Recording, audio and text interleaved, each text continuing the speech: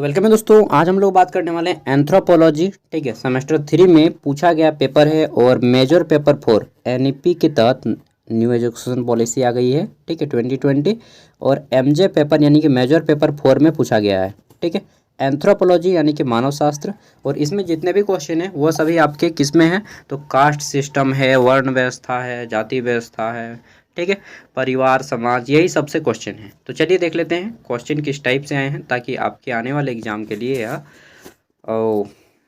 Helpful होगा यार, और क्या बोलेंगे, है ना। चलिए देख लेते हैं। तो क्वेश्चन किस टाइप से है, क्वेश्चन बहुत ही ईजी है। एमजे पेपर 4 और जितने भी लोग एग्ज़ाम देने वाले हैं, कोई मायने नहीं रखता है कि आप किस यूनिवर्सिटी से हैं, मायने ये रखता है कि आपका पेपर एंथ्रोपोलॉजी होना चाहिए और कास्टिज्म इन इंडिया, ठीक है, भारत में जाति व्यवस्था वर्ण व्यवस्था होना चाहिए। चलिए देख लेते हैं।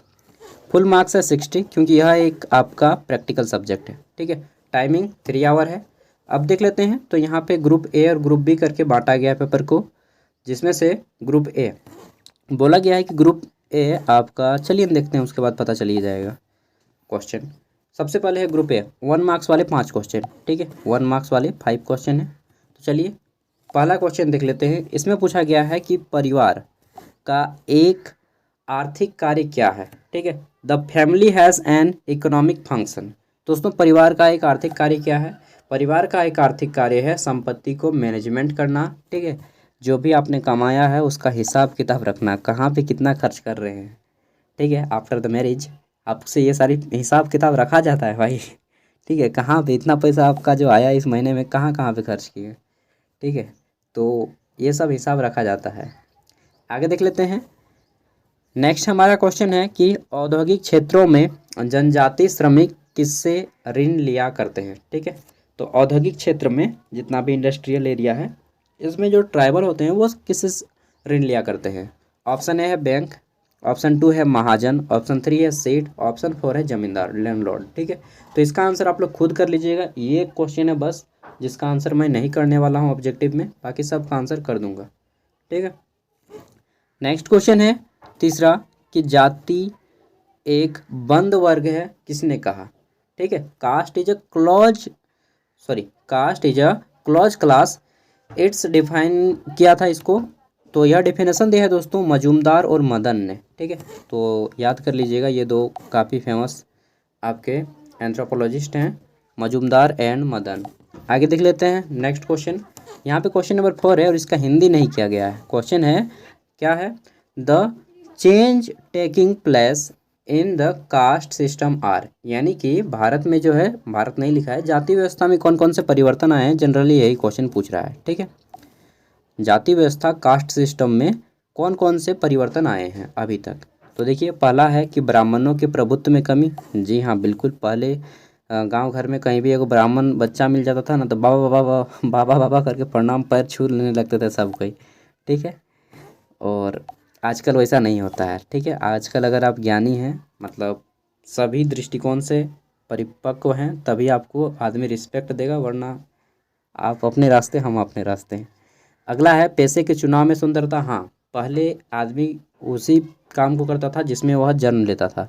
सपोज दैट मैं जो है वर्ण व्यवस्था में देखा जाए तो मैं वैश्य हूँ और मेरा जाति है तेली। ठीक है, तो मैं तेल का काम करता देखा जाए तो, लेकिन मैं अभी आपका एजुकेशन फील्ड में आ गया हूँ और गवर्नमेंट सेक्टर में हूँ। ठीक है, तो अब ये पूरी तरह से स्वतंत्र हो चुका है। ठीक है, नेक्स्ट है अस्पृश्यता का उन्मूलन। पहले जितने भी नीचे कास्ट का होता था, मंदिर में उन लोग को घुसने नहीं दिया जाता था, स्कूल वगैरह में पीछे बैठाया जाता था। ठीक है, या फिर प्रवेश ही नहीं मिलता था, एंट्री ही नहीं मिलता था।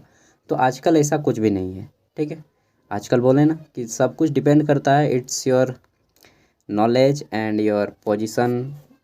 ठीक है, बहुत सारा चीज़ डिपेंड करता है। आजकल सब कुछ देखता है तभी आदमी आपको रिस्पेक्ट देता है, ऐसे ही नहीं देता है।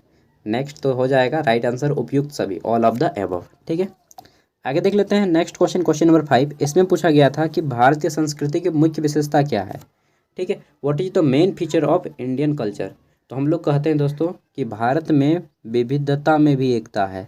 चाहे हम लोग लाख धर्म के अंदर में रहें भारत में, चाहे लाख जाति वर्ण व्यवस्था कुछ भी हो, लेकिन जब हमारे देश पे बात आती है तो हम सब एक हैं भाई।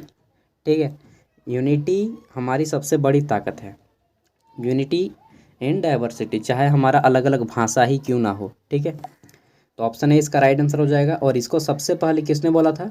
जवाहरलाल नेहरू ने, ठीक है। आगे देख लेते हैं नेक्स्ट। यहाँ पे आपके सभी 5-5 मार्क्स वाले 2 क्वेश्चन हैं, जिसमें से दोनों को बनाना है। कुल मिला के ग्रुप ए आपका 15 मार्क्स का है, ठीक है। 5 गो ऑब्जेक्टिव और फिर 5-5 मार्क्स वाले 2 क्वेश्चन। और इसका आंसर करना है आपको लगभग दोस्तों कितने शब्दों में? तो 100 से 150 शब्दों में, मतलब 100 शब्दों में कर दीजिए ना, काफ़ी बेटर है। एक खड़ा पन्ना का एक साइड, चाहे मैं कहूँगा अगर लिखने की स्पीड ज़्यादा है तो दोनों साइड में कर दीजिए एक खड़ा पन्ना का, बहुत मस्त रहेगा एकदम, ठीक है। देखिए, तो यहाँ पे हमारा क्वेश्चन है कि ब्रह्मचर्य आश्रम से आप क्या समझते हैं, ठीक है। इसको बताना है कि ब्रह्मचर्य आश्रम क्या होता है, what do you mean by ब्रह्मचर्य आश्रम। नेक्स्ट हमारा क्वेश्चन है कि पवित्र संकुल का संक्षिप्त परिचय दें, ठीक है। Give and brief introduction to the sacred complex, ठीक है। पवित्र संकुल क्या होता है, इसको बताना है। अब देखिए यहाँ पे आता है ग्रुप बी, और ग्रुप बी में आपके 15 मार्क्स वाले क्वेश्चन पूछे गए हैं। 15 मार्क्स वाले किसी 4 प्रश्नों का आंसर कीजिएगा, नहीं नहीं नहीं नहीं, किसी 3 का ही आंसर करना है। एक मिनट देख लेते हैं। हाँ, 15 मार्क्स वाले किसी 3 प्रश्नों का आंसर करना है, क्योंकि ग्रुप ए जो था आपका 15 मार्क्स का था, और ग्रुप बी 15 मार्क्स वाले 3 क्वेश्चन बनाइएगा, यानी कि 45 मार्क्स का, ठीक है। तो 45 और 15 कुल मिला के हो गया आपका 60 मार्क्स, समझ गए। और यहाँ पे इसका आंसर करना है आपको एटलीस्ट 300 to 500 वर्ड्स में, ठीक है। और ये पेपर रहेगा आपका 2 खड़ा पन्ना, इतना में करना है, ठीक है। इसमें आपको 12 मार्क्स मिल जाएंगे। तो पहला है कि पुरुषार्थ का क्या अर्थ है, इसके सामाजिक महत्व की विवेचना करें। इंग्लिश में है कि what is the meaning at purushartha, discuss its social importance, ठीक है। इसके सोशल इम्पोर्टेंस कौन कौन से हैं, इन सब चीज़ों को बताना है। नेक्स्ट है हमारा यहाँ पे कि संस्कार से आप क्या समझते हैं। संस्कार से आप क्या समझते हैं, विभिन्न प्रकार के संस्कारों का वर्णन करें। What do you mean by संस्कार। 16 संस्कार है भाई हमारे भारत में मालूम है कौन कौन से हैं? चलिए जो भी है, 16 श्रृंगार है, सॉरी कितना संस्कार है जी, वो तो मैं भी नहीं जानता हूँ ये सब, लेकिन जानकारी नॉलेज मैं एक बार पढ़ा था, भूल गया हूँ, sorry. What are the difference number of sanskar, ठीक है। संस्कार कितने प्रकार के होते हैं, इन सबको लिखना है पॉइंट वाइज, बहुत ही इंपॉर्टेंट है, देख लीजिए।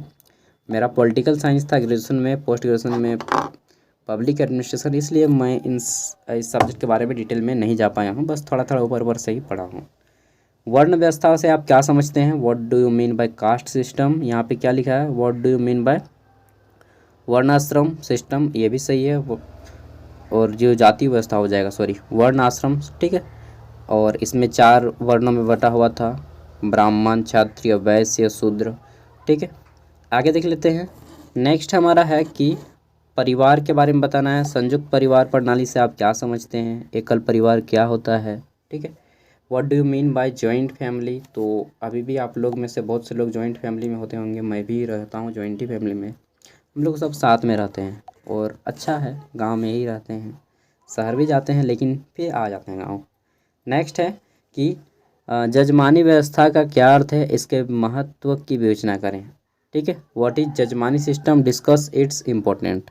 तो दोस्तों ये जजमानी व्यवस्था हो गया, और ये परिवार वाला। वर्ण व्यवस्था से रिलेटेड क्वेश्चन आएगा ही आएगा, संस्कार से क्वेश्चन आएगा ही आएगा, ठीक है। बाकी आप लोग कर लीजिएगा ये सारे क्वेश्चन जो भी आप लोग एग्ज़ाम देने वाले हैं, क्योंकि क्वेश्चन आने की संभावना होती है जब एक बार एग्ज़ाम में आ जाता है तो, ठीक है। और न्यू एजुकेशन पॉलिसी में है, इतना आपको शायद ही कोई कॉपी दे पाएगा जितना मैं इस चैनल पे प्रोवाइड करता हूँ। बाकी सब कुछ फ्री में रहता है, कुछ भी के लिए आपको पेड नहीं करना है। इसका PDF भी अगर आपको चाहिए तो वो भी वीडियो को डिस्क्रिप्शन में मिल जाएगा फ्री में। Thank you, all the best, अच्छे से पढ़िए और तैयारी कीजिए। बाकी जितने भी पेपर हैं सेमेस्टर 3 में सभी मैं अपलोड कर दूंगा, सेक हो गया एंड अदर जितने भी सब्जेक्ट हैं, ठीक है। जुड़ जाइए, बाय।